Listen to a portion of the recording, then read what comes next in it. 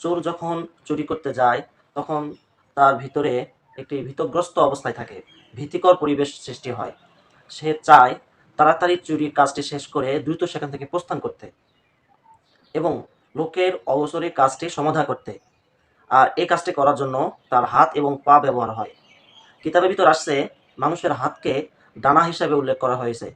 আর মানুষ এই কাজটি সমাধা করতে সবচেয়ে বেশি হাত এবং পায়ের ব্যবহার করে। যেমন চুরি করতে তার হাতকে কাজে লাগায় এবং চুরি করা মাল নিয়ে প্রস্থান করতে তার পাকে কাজে লাগায়। এই দুটি কাজ বেশি অগ্রাধিকার পায় চুরি করার ক্ষেত্রে। এ কারণে শরীয়তের বিধান হলো যে ব্যক্তি যদি চুরি করে তাহলে তার হাত কেটে দিতে হবে এবং পরবর্তীতে আবার চুরি করলে তার পা কেটে দিতে হবে। আসসালামু আলাইকুম ওয়া রাহমাতুল্লাহ। সম্মানিত দর্শক, আশা করি সকলে ভালো আছেন। আমি আজকে আপনাদের সঙ্গে একটি গুরুত্বপূর্ণ মাসআলা শেয়ার করব। সেটা হলো চুরিকৃত মালের মাসআলা এবং চোরের হাত কাটা প্রসঙ্গে। সকলে মনোযোগ সহকারে শুনবেন আশা করি। আমরা বিস্তারিত বিশ্লেষণ করার আগে শুরুতেই জেনে আসি মহান রব্বুল আলামিন কোরআনুল কারীমের ভিতরে এবং রাসূলুল্লাহ সাল্লাল্লাহু আলাইহি ওয়াসাল্লাম পবিত্র হাদিস শরীফে এই ব্যাপারে কি ইরশাদ করেন। আল্লাহ পাক রব্বুল আলামিন ইরশাদ করেন, বিসমিল্লাহির রহমানির রহিম, আস-সারিকু ওয়াস-সারিকাতু ফাকতাউ আইদিয়াহুমা। পুরুষ চোর এবং মহিলা চোর উভয়ের হাত কর্তন করো। এ প্রসঙ্গে রাসূলুল্লাহ সাল্লাল্লাহু আলাইহি ওয়াসাল্লাম পবিত্র হাদিস শরীফে ইরশাদ করেন, লাউ আন্না ফাতিমাতা বিনতা মুহাম্মাদিন সাল্লাল্লাহু আলাইহি ওয়াসাল্লাম সারাকাত লা কাতাআতু ইয়াদাহা। বুখারী শরীফের 6788 নম্বর হাদিস। রাসূলুল্লাহ সাল্লাল্লাহু আলাইহি ওয়াসাল্লাম ইরশাদ করেন, যদি মুহাম্মদ সাল্লাল্লাহু আলাইহি ওয়াসাল্লামের কন্যা ফাতেমাও যদি চুরি করত তাহলে আমি তার হাত কেটে দিতাম।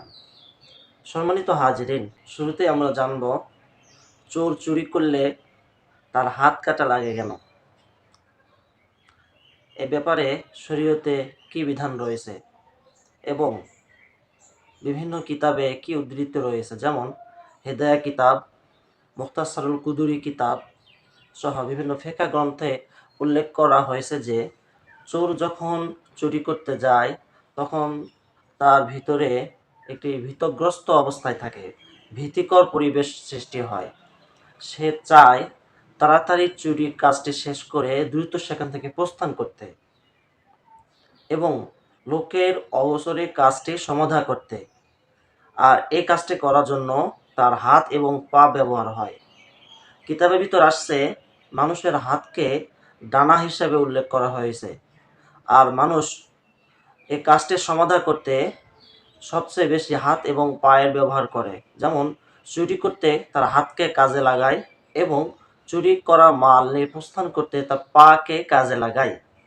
এই দুটি কাজ বেশি অগ্রাধিকার পায় চুরি করার ক্ষেত্রে। এ কারণে শরীয়তের বিধান হলো যে ব্যক্তি যদি চুরি করে তাহলে তার হাত কেটে দিতে হবে এবং পরবর্তীতে আবার চুরি করলে তার পা কেটে দিতে হবে।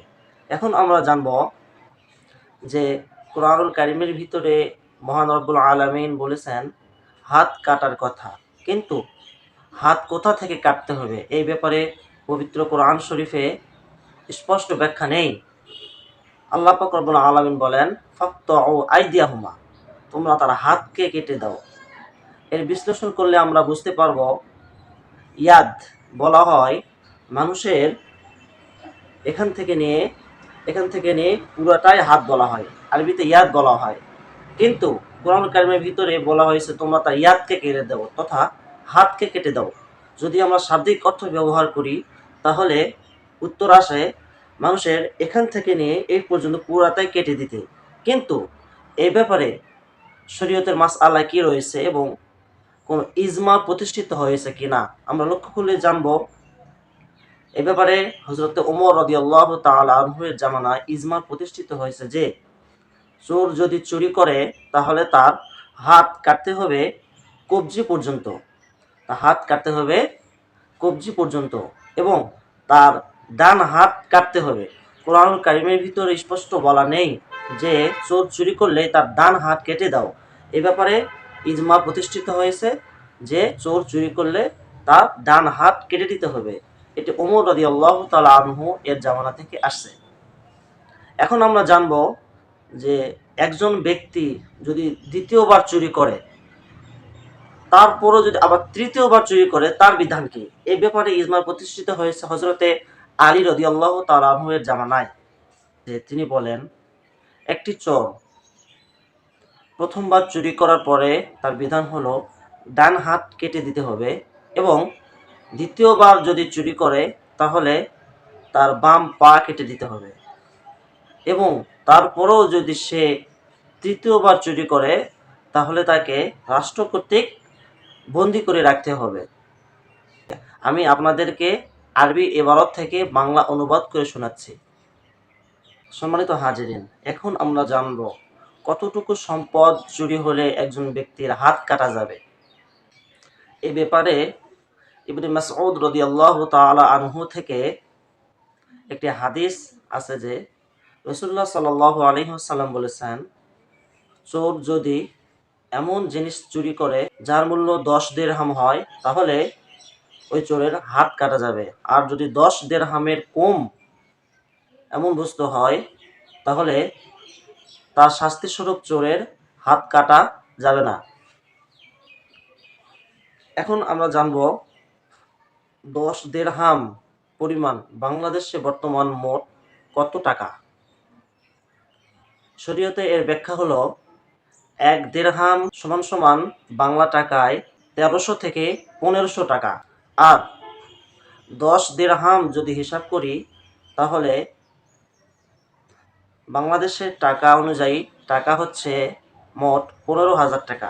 সুতরাং শরীয়তের বিধান হলো, যদি কোনো ব্যক্তি বাংলাদেশে অবস্থান করা অবস্থায় যদি চুরি করে এবং যার মূল্য বাংলাদেশি টাকা অনুযায়ী 15,000 এবং এর ঊর্ধ্বে হয় তাহলে ওই ব্যক্তির হাত কাটা যাবে। তবে কিছু শর্ত রয়েছে। কিছু ব্যক্তির উপরে হাত কাটা প্রয়োগ হবে এবং কিছু ব্যক্তির উপরে হাত কাটা প্রয়োগ হবে না। এ ব্যাপারে ফিকহ গ্রন্থের ভিতরেও কয়েকটি শর্ত উল্লেখ করা হয়েছে। এর ভিতরে অন্যতম একটি হলো, চুরিকৃত মাল নিরাপদ স্থানে সংরক্ষিত থাকতে হবে।